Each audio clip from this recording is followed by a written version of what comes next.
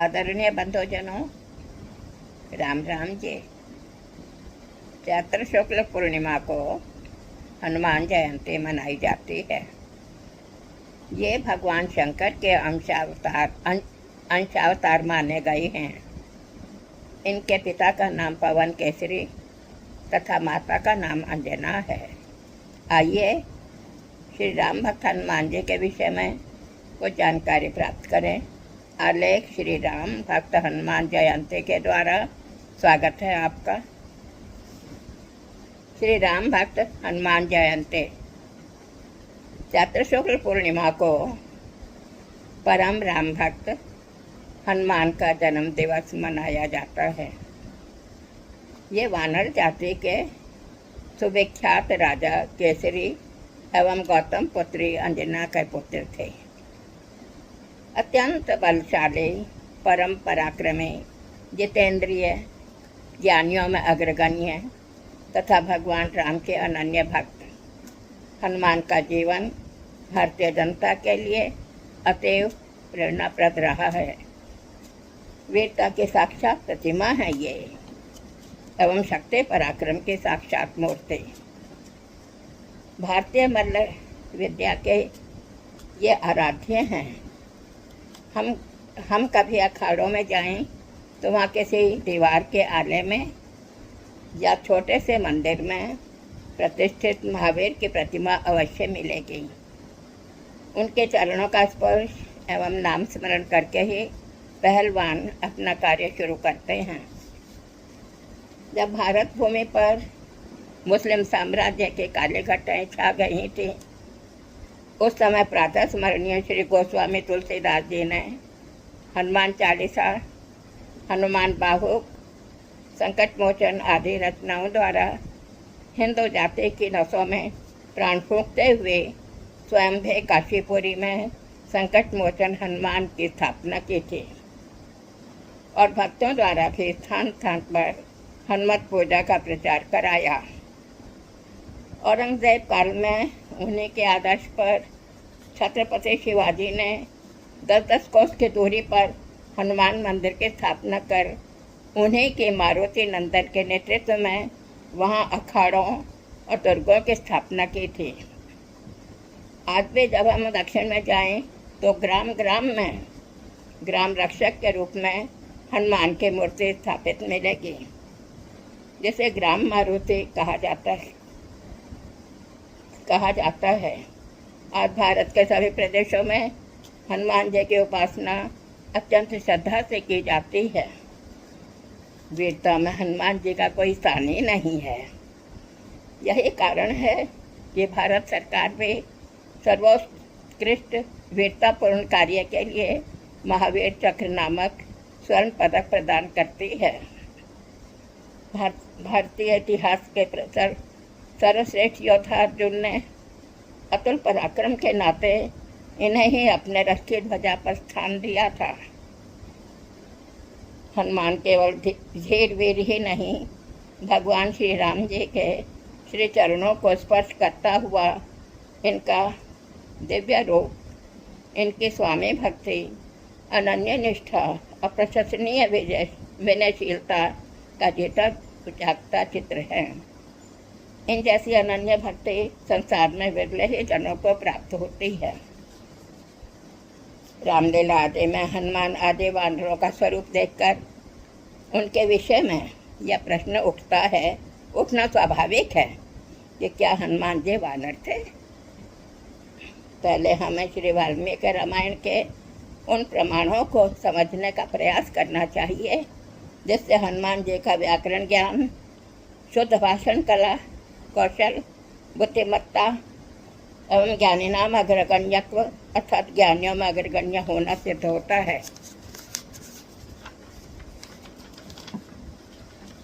जैसे जब भगवान राम को पहले हनुमान मिले तो उनके बड़ाई में उनकी वार्ता से प्रभावित होकर भगवान ने एकांत में लक्ष्मण से कहा था कि हे लक्ष्मण, मालूम पड़ता है कि इस व्यक्ति हनुमान ने समस्त व्याकरण का स्वाध्याय किया है।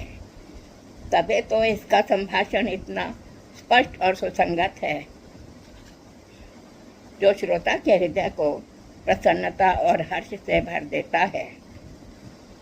हनुमान विषयक समस्त वर्णन का मनन करने पर विद्वानों का यह सिद्धांत ठीक ही प्रतीत होता है कि आज से 9 लाख वर्ष पूर्व एक ऐसे विलक्षण वानर जाति भी भारत में विद्यमान थी, जो अर्ध सभ्य परंतु पढ़ी लिखी, राजसत्ता संपन्न और एक वीर जाति थी।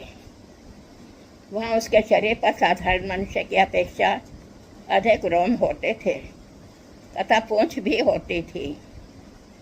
बालीद्वीप में अब तक भी पूंछधारी जंगली मनुष्यों का अस्तित्व रहा है, जिनकी पूंछ प्राय कुछ ही इंच अवशिष्ट रह गई है। यह प्राय सभी पुरातत्व वेत्ता अनुसंधायक एक मत से स्वीकार करते हैं कि बहुत से प्राणियों की नस्ल अब सर्वथा समाप्त हो चुकी है। गोस्वामी तुलसीदास जी के संकट मोचन स्तोत्र के अनुसार श्री हनुमान जी ने सूर्य को अपना ग्रास बना लिया था। इस पर भी प्राय प्रश्न उठाया जाता है। हम प्राय यह भूल जाते हैं कि हनुमान जी उस प्रलयंकर शंकर के अवतार थे, जिनके भ्रू भृंग मात्र से सारा ब्रह्मांड भस्म हो जाता है। योग दर्शन के अनुसार जब मनुष्य कोटि का योगी भी लोकांतर गमन, सूर्य मंडल प्रवेश, परकाय प्रवेश और अपनी देह को छोटा बड़ा तथा हल्का भारी बनाने में समर्थ हो जाता है, तो फिर प्रलय के अधिष्ठाता भगवान शंकर के यत्ता का नापतोल लगाना तो असंभव होगा ही ना। सो रुद्रावतार श्री हनुमान जी ने राहु को बलात् हटाकर स्वयं सूर्य को ग्रसने की लीला की थी। कहीं कहीं यह भी कहा जाता है कि पवन तनय शंकर सुवन एवं केसरी नंदन में से हनुमान किसके पुत्र हैं। वाल्मीकि रामायण और कल्पभेद से लिखी हनुमत संबंधी जन्म संबंधी सब कथाओं का समन्वय करने पर भी यही तथ्य सिद्ध होता है कि वायु देवता की उपासना के प्रभाव से केसरी नामक वानर राज के पुत्र माता अंजनी से प्रलयंकर भगवान रुद्र अवतरित हुए थे। अतः रुद्रावतार होने के कारण ये शंकर सुवन हैं और पिता केसरी के पुत्र केसरी नंदन हैं। राम भक्त हनुमान ने सूर्य नारायण से व्याकरण एवं वेद वेदांकों का ज्ञान प्राप्त किया था और ये सर्वशास्त्र वेद बन गए। पश्चात सूर्य की ही आज्ञा से ये सुग्रीव के स्नेही एवं अनंतर मंत्री बने। सीता खोज के लिए किष्किंधा राज्य में आए हुए श्री राम एवं लक्ष्मण से परिचय करने के लिए इन्हें सुग्रीव ने उनके पास भेजा था। अपना रूप परिवर्तन कर पंपासर में ये गए। हनुमान ने अत्यंत मार्मिक भाषा में अपना परिचय श्री राम को देकर किष्किंधा राज्य में आने का हेतु उनसे पूछा। उस समय श्री राम ने लक्ष्मण से हनुमान के वाक्चातुर्य के विषय में उनकी प्रशंसा की थी। इनकी सहायता से राम सुग्रीव की मैत्री, बाली वध, सीता शोध के लिए हनुमान का वानर दल के साथ दक्षिण दिशा की ओर गमन, समुद्र किनारे पहुंचकर जटायुओं के भाई संपाति से मिलना, समुद्र लांघने के लिए छलांग लगाना, लंका में राक्षसी सिंहिका को युद्ध में हराना। अनंतर इन्होंने अशोक वन में माता सीता के दर्शन कर उनसे वार्तालाप किया। शत्रु पक्ष के बल की परीक्षा लेने के लिए और स्वयं का पराक्रम दिखाने के लिए हनुमान ने अशोक वाटिका को तहस नहस कर रावण के वीरों को समाप्त किया। अंत में लंका दहन के पश्चात इन्होंने श्री राम के शरणागत हो लंका के बारे में पूरी जानकारी दी। भगवान राम ने हनुमान की सराहना करते हुए सुग्रीव से कहा कि हनुमत एक ऐसा आदर्श सेवक है जिसने प्रेम के कारण अत्यंत दुष्कर कार्य यशस्वी प्रकार से पूरा किया है।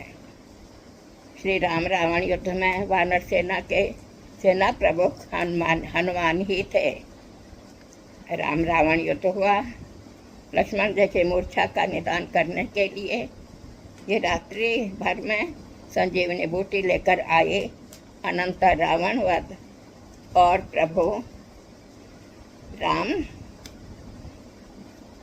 मिलन के माता सीता और राम मिलन के पश्चात अयोध्या गमन के समय भरत जी को संदेश देने के लिए प्रभु राम ने हनुमान जी को ही भेजा था। प्राचीन साहित्य में हनुमान जी को सर्वत्र चिरंजीवी कहा गया है। श्री राम जी के राज्याभिषेक के पश्चात भगवान राम की सेवा हेतु अयोध्या में ही रहने लगे थे। इनकी सेवा से प्रसन्न होकर प्रभु राम ने इन्हें ब्रह्म विद्या प्रदान करते हुए यह वर भी दिया था कि जब तक राम कथा जीवित रहेगी तब तक तुम अमर रहोगे। पहले कहा जा चुका है कि पहलवान हनुमान जी का स्मरण करके अखाड़े में उतरते हैं। हनुमान जी का जन्म मंगलवार को होने के कारण पहलवान प्राय मंगलवार को कुश्ती नहीं करते। अपने आराध्य देव का स्वरूप बनाए रखने के लिए यह मंगलवार को तैल मर्दन भी नहीं करते ताकि शरीर का कोई बाल न टूटे। ग्रामीण महिलाएं हनुमान जी के प्रसन्नता के लिए प्रायः कार्तिक मास के दीपावली से एक दिन पूर्व अर्थात कार्तिक मास की त्रयोदशी को सवा मन का अथवा सामर्थ्य अनुसार हनुमान रोट निकालती हैं या चूरमा बनाती हैं। ये न केवल इस दिन बल्कि मंगलवार को वानरों को हनुमान का स्वरूप मानकर उन्हें केले और चने आदि खिलाती हैं। बहुत से भक्त पुरुष मंगलवार को हनुमान जी का व्रत रखते हैं और मंदिर में प्रायः नुक्ते दाना या बूंदे का भोग लगाकर प्रसाद वितरण करते हैं। इस दिन भक्तजन सिंदूर का टीका लगाते हैं। हनुमान जयंती एवं मंगलवार को मंदिर में हनुमान जी का पूजन और संकीर्तन होता है। आज भारत के सभी प्रदेशों में हनुमान जी की उपासना अत्यंत श्रद्धा से की जाती है। हनुमान जी भारत के प्रायः सभी ग्रामों में आज सबसे लोकप्रिय देवता हैं। तुलसी के मानस में भी चित्रित किया गया है कि हनुमान एक सेनानी नहीं बल्कि अधिकतर रूप में श्री राम के परम भक्त रहे हैं। इनके समस्त पराक्रमों के पृष्ठभूमि में इनकी भगवान राम के प्रति अनन्य भक्ति ही रही है। इसी कारण तुलसीदास जी कहते हैं, महावीर वेणुवऊ हनुमाना, राम जासु जस आप बखाना। जय प्रभु राम जी, जय हनुमान जी।